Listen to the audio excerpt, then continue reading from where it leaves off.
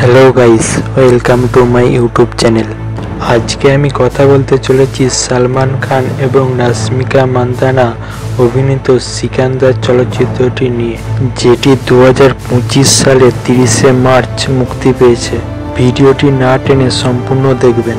ভিডিওটি ভালো লাগলে একটি লাইক, কমেন্ট, শেয়ার করবেন। চ্যানেলে নতুন হয়ে থাকলে সাবস্ক্রাইব করে পাশে থাকবেন। চলচ্চিত্রে প্রধান চরিত্রে অভিনয় করেছেন সালমান খান, রাশমিকা মান্দানা, কাজল আগারওয়াল, প্রতীক বাবর, সারমান যোশী এবং সত্যরাজ।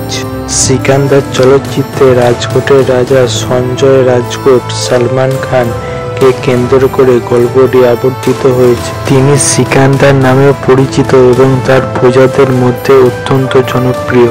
একজন শক্তিশালী মন্ত্রী সত্যরাজের সাথে সংঘর্ষের ফলে তার স্ত্রী সায়শ্রীর রাশমিকা মান্দানার মৃত্যু ঘটে। মৃত্যুর পূর্বে সায়শ্রী তার অঙ্গ দান করেন মুম্বাইয়ের 3জন ব্যক্তিকে।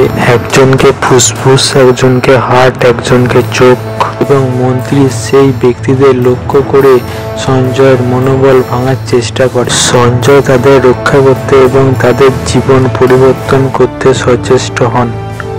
সিকান্দার চলচ্চিত্রটি মুক্তির প্রথম দিনে ভারতে 30 কোটি এবং বিশ্বব্যাপী 45 কোটি আয় করেছে, যা সালমান খানের সপ্তম সর্বোচ্চ উদ্বোধনী দিনের আয়ের রেকর্ড। 5 দিনের মধ্যে ভারতে 105 কোটি এবং বিশ্বব্যাপী 150 কোটি অতিক্রম করেছে।